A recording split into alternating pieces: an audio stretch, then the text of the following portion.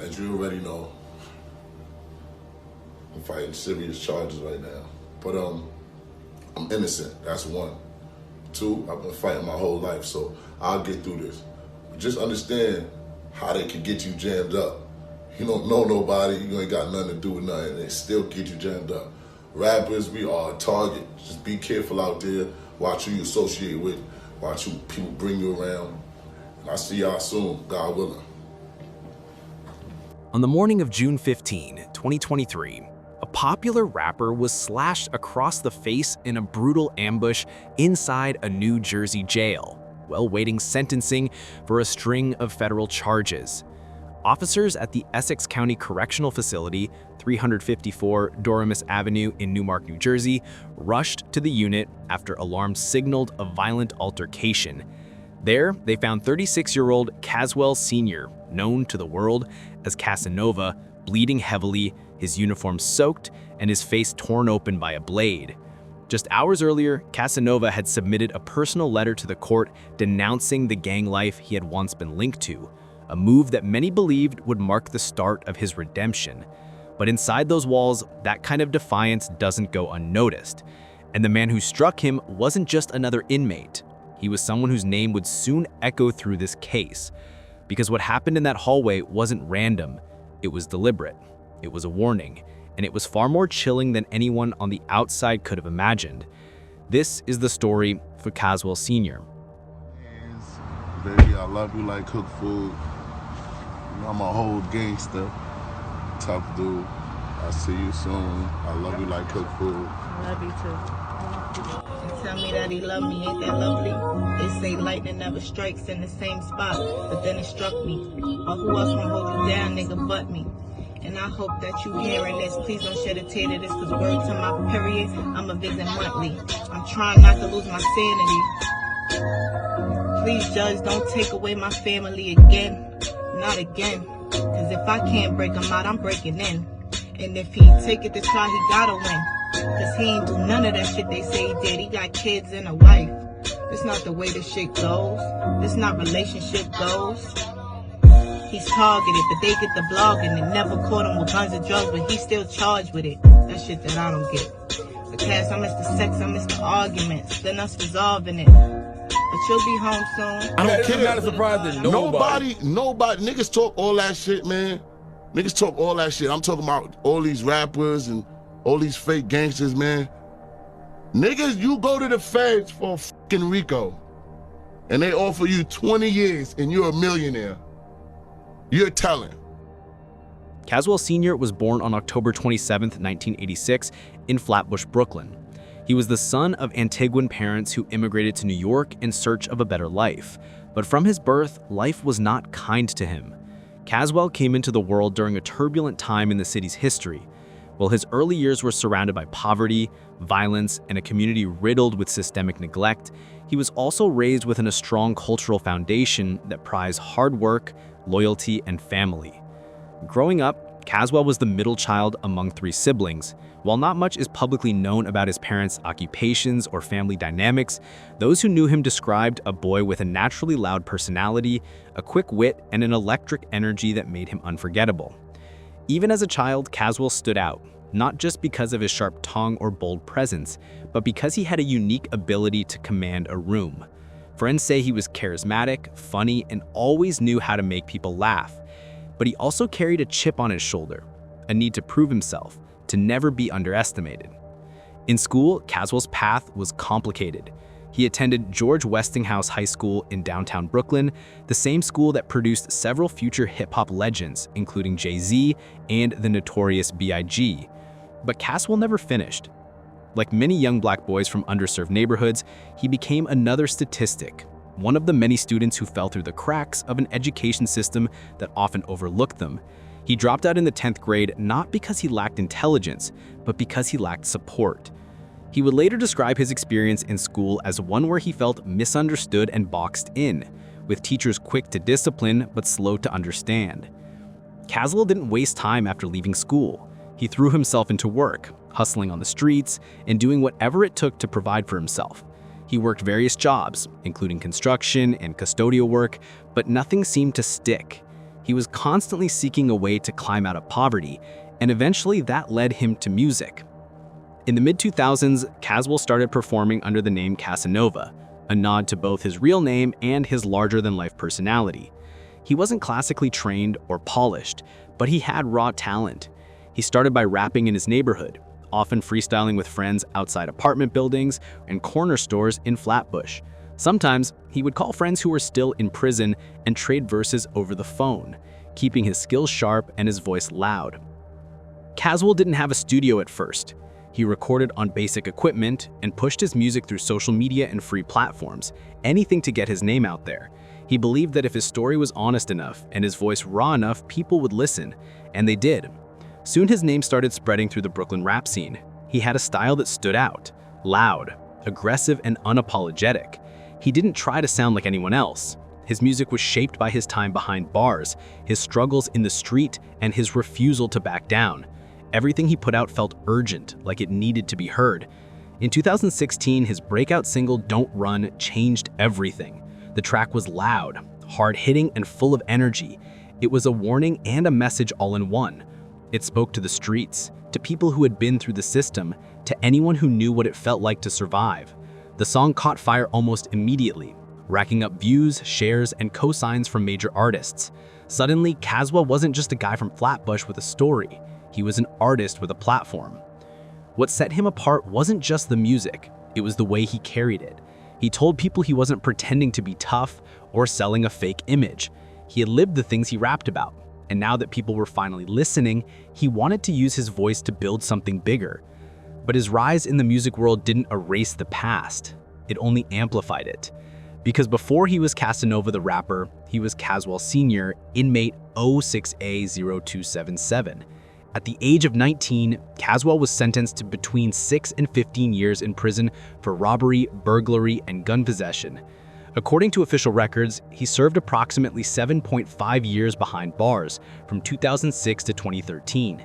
He spent most of his time in the infamous Clinton Correctional Facility in upstate New York, a maximum security prison known for its violence and racial tensions.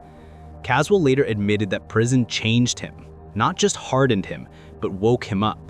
While inside, he was involved in countless fights, became affiliated with prison gangs for survival, and gained a reputation as someone you didn't cross.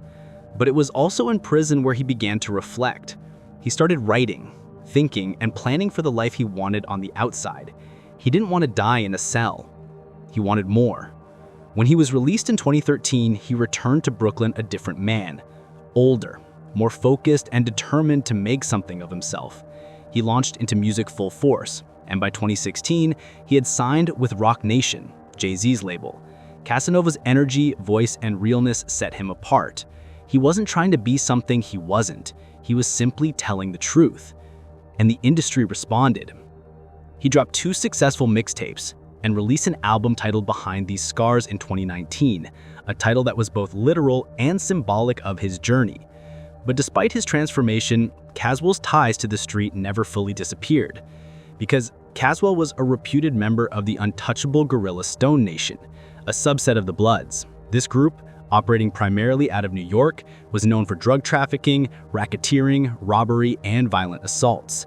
Prosecutors allege that the gang used music and social media to promote their influence, expand operations, and even recruit members. Caswell, they claimed, wasn't just a former inmate telling his story, he was still embedded in the life he claimed to have left behind. The guerrilla Stone Nation, according to federal authorities, was led by a man named Dick Wolf, a high-ranking member who coordinated operations from inside prison walls. The gang reportedly had a clear chain of command, with members carrying out assignments involving drug distribution, armed retaliation, and enforcing control through fear. Their methods were calculated. Communication often happened through slang and lyrics, hidden codes and text messages, or cryptic posts online. Their reach was wide, and their violence was rarely random. It was structured, deliberate, and dangerous. Caswell, however, denied direct involvement in these crimes. In interviews, he insisted that his connection to the gang was in the past. He said he remained in contact with some individuals out of loyalty, not because he shared in their activities. He wanted to be seen as someone who had moved on. But that denial would become the very thing that set everything in motion.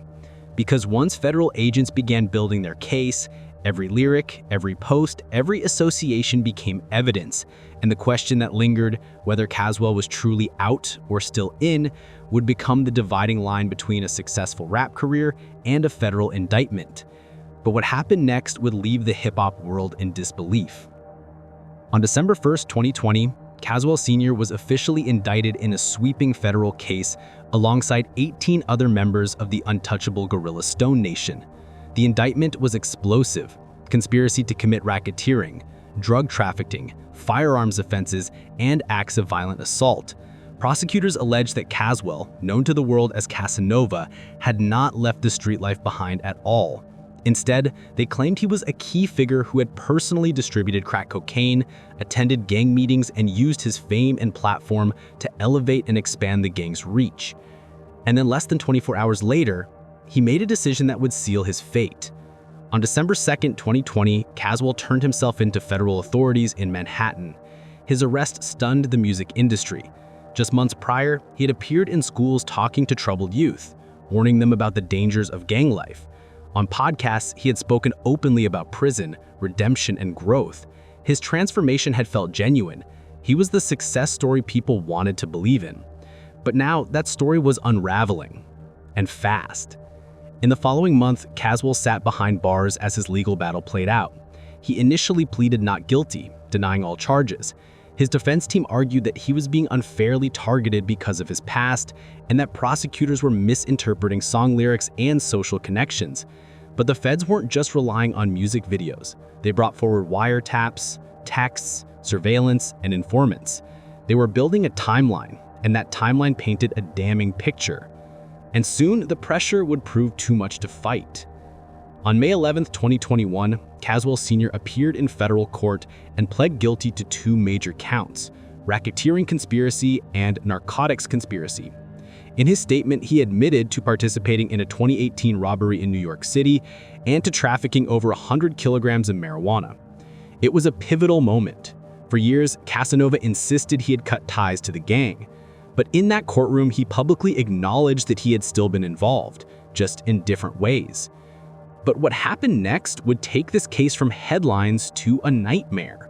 Yeah, it started right here when my robbing spree, right here. Everything, I used to bring my bikes here after I used to catch my juxes, bought a little bike, thought I was the man right here. This block right here did a lot to me. In early June 2023, just weeks before his sentencing, Caswell submitted a deeply personal letter to the court.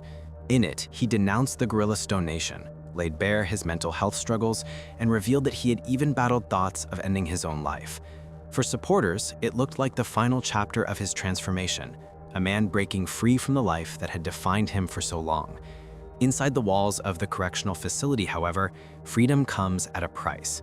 On the morning of June 15, 2023, less than 24 hours after his letter to the judge became public, Casanova was allegedly ambushed inside Essex County Correctional Facility in Newark, New Jersey. A blade slashed across his face, clean, deep, and deliberate.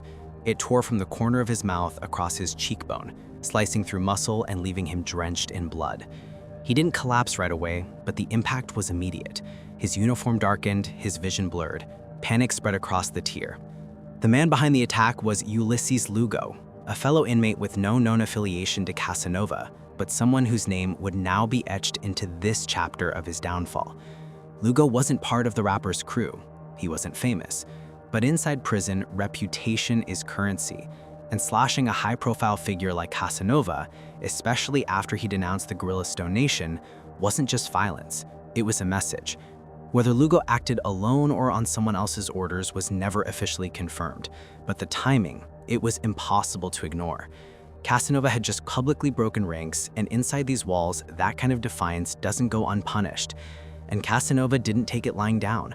Bleeding and stunned, he and several inmates allegedly chased Lugo down, cornering him and slashing back, this time across Lugo's face. The hallway turned into a war zone. Screams echoed, blood spilled, and when correctional officers burst onto the scene, they found both men freshly wounded, faces mangled, the air thick with adrenaline and fury. The facility went into immediate lockdown. Casanova was pulled from the cell block and rushed to University Hospital in Newark. His face was wrapped in gauze, his jaw was immobilized, one eye swollen shut. He underwent emergency facial surgery and received dozens of stitches. For a moment, it wasn't clear if he'd survive or speak again. Rumors flew through the press. Some claimed he had died. Others said he'd never perform again. But the next day, it became clear Casanova survived. He was placed under heightened security. No interviews, no phone calls, no public outreach. The rapper who had once built a brand around resilience and reinvention was now a scarred example of what happens when you try to leave a life you once glorified. An internal investigation was launched, but the motive remained sealed behind prison walls. No charges were officially filed, no gang was publicly named. But everyone inside knew what it was: a warning, a punishment, a visible, permanent reminder that walking away from a gang, especially in public, comes with consequences. And when Casanova entered the courtroom just 2 weeks later, on June 27, 2023, for his sentencing, the room didn't just see an inmate. They saw a man still at war. His face bore the mark of betrayal. His silence screamed the cost of breaking free. And whatever hope remained for a different ending had already been carved away. What happened to the man who slashed him, Ulysses Lugo, remained unclear. No public charges were filed, no disciplinary measures were announced. Even Casanova's own role in the violent retaliation was never officially addressed. The prison's internal investigation disappeared into silence.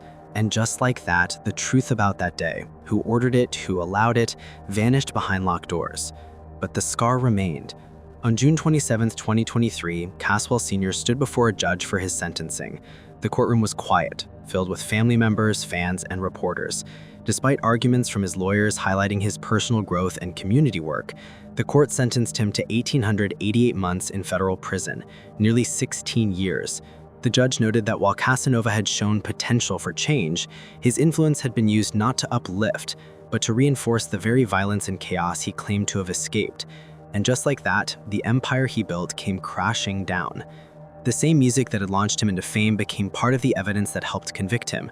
The gang that once gave him protection ended up being the root of his downfall, and the streets that raised him became the cage that locked him in. But even with the sentence handed down, the final chapter didn't feel like justice. It felt like aftermath. Caswell Sr. left a courtroom not just as a man sentenced to prison, but as a symbol of a story too familiar. One where redemption fights for space, but gets swallowed by everything that came before. He had tried to break free. He had tried to rewrite the ending. But in the world he came from, trying isn't always enough. Outside the courtroom, reactions were mixed. Some fans clung to hope, arguing that 16 years was excessive for someone who had shown signs of turning his life around.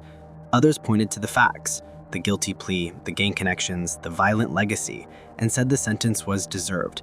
On social media, debates exploded. Was Casanova a victim of his environment, or a man who made his own choices?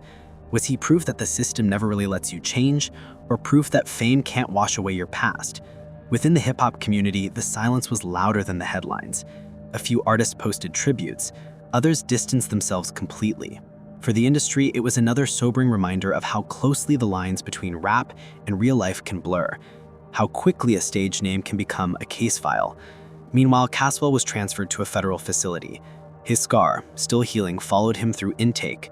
His name, once shouted in concert halls, was now reduced to an inmate number. His story wasn't trending anymore.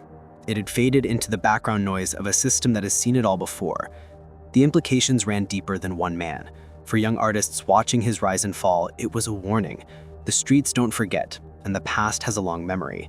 For law enforcement, it was a victory in the war against gang violence. Another high-profile conviction, another closed case. But for those who knew Caswell, who watched him grow, fall, rise and fall again, it was just heartbreak. Because no matter how many records he sold, no matter how far he traveled from Flatbush, he never truly escaped. By the way, if this story gripped you, we've covered other chilling cases just like this one. Check out the links in the pinned comment below for more true crime stories we've already published. You won't want to miss them. What do you think about it? Let us know what you think in the comments below, and if you found this story intriguing, please like, share, and don't forget to subscribe for more stories like this.